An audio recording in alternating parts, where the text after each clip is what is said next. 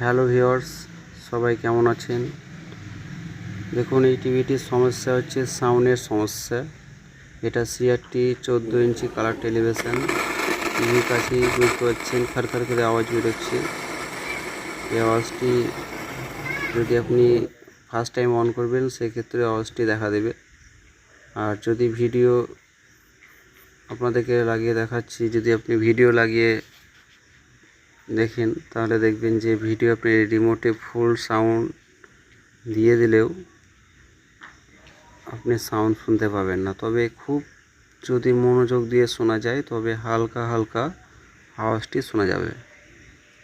তো দেখুন, রিমোটে full sound করলাম অথচ সাউন্ডটা শোনা যাচ্ছে না। চলুন দেখে আসি।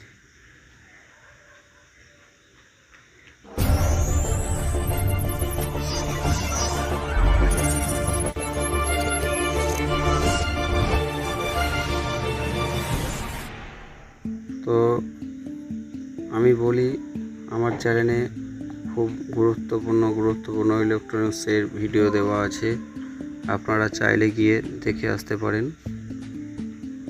আর আমি নিয়মিত ভিডিও আপলোড করে থাকি। এই ভিডিও দেখে আপনারা উপকৃত হলে প্রত্যেক ভিডিও পিছু একটা করে লাইক দিয়ে দেবেন, তাহলে আমার মনে উৎসাহ জাগবে।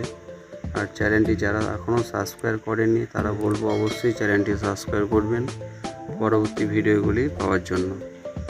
দেখুন, পিসিবিতে যতগুলো কেবল ছিল প্রত্যেকটা ডিসকানেক্ট করলাম। আর এই যে স্পিকার দেখছেন আর এই এবি সকেট, এই দুটো খুলে আমি সুবিধা মতো আমার এখানে কানেক্ট করে রাখবো। এটা এভাবেই দেখে আমাকে চেক করতে হবে, নয়তো অসুবিধা হবে। সেই জন্য আমি এটা এইভাবেই চেক করব। আমি পিসিবিটা উল্টে নিয়েছি আমার কাজের সুবিধার জন্য। দেখুন, পাওয়ার লাইন দেওয়া মাত্রই স্পিকারে এমন আওয়াজ বোঝা গেল, খড়খড় করে যে আওয়াজটা, যেটা আপনাদেরকে বলছিলাম। এটা সম্ভবত সাউন্ড সেকশন থেকে হয়ে থাকে। এই যে সাউন্ড সাপ্লাই যেটা 17 ভোল্ট, সেটা একদম ওকে আছে। আর 110 ভোল্ট যেটা ইএসটি সাপ্লাই, সেটাও ওকে আছে। তাহলে সমস্যাটি কোথা থেকে আসছে? ড্রাইভার থেকে। ড্রাইভার ভোল্টেজটি চেক করে দেখছি যে 27 ভোল্টের মতো দেখাচ্ছে, এটা ওকে। তাহলে এই যে সাউন্ড সেকশনে যে 17 ভোল্ট, সেটাও তো ওকে আছে। তাহলে এই সাউন্ড সেকশনের মধ্যে যেটা মেন, যে আইসি নম্বর 203, এই আইসিটা খারাপ থাকলে এটা হয়ে থাকে।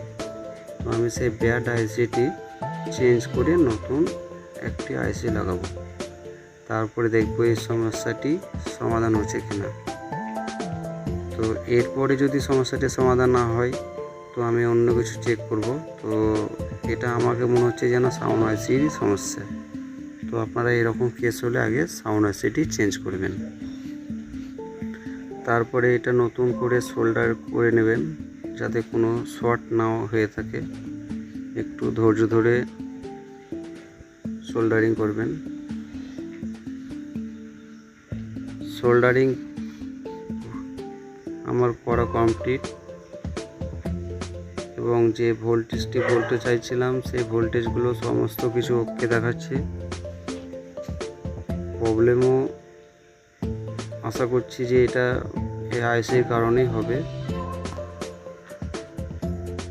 তো এই যে কম্পার্টমেন্টগুলো দেখছেন, এগুলো সমস্ত কিছু ঠিকই দেখাচ্ছে।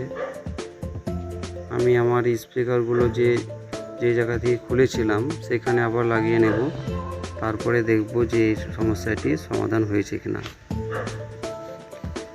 তো এই যে এবি সকেটটি ছিল সেটা আপনারা ঠিক সেম সেই জায়গায় আবার লাগিয়ে নেবেন।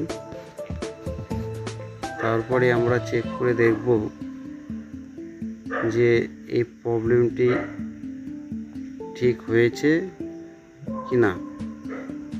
যদি সমস্ত কিছু প্রবলেম ঠিক হয়ে গেছে, আমি আমার এখানে চেক করে দেখেছি, তো আমি ক্যাবিনেটটি লাগিয়ে নেব, তারপরে আপনাদেরকে সামনের দিক থেকে গিয়ে দেখাবো।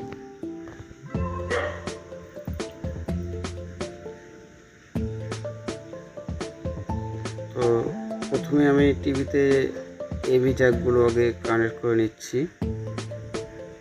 এভি জ্যাকগুলো কানেক্ট করে নেওয়ার পর আমি টিভির পাওয়ার সুইচটি অন করব। দেখুন পাওয়ারের রেড লাইটটি জ্বলে আছে এবং টিভির লোগোটি অন হয়েছে। এই যে ফার্স্ট টাইম যখন অন করছিলাম তখন সেই সময় যে একটা খারখার করে আওয়াজ দিচ্ছিল সেটা কিন্তু দিল না।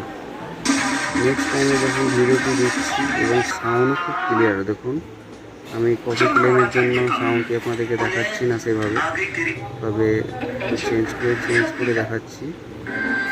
প্রবলেমটি সলভ হয়ে গেছে। ভিডিওটি ভালো লাগলে অবশ্যই লাইক করবেন। সবাই ভালো থাকবেন, ধন্যবাদ।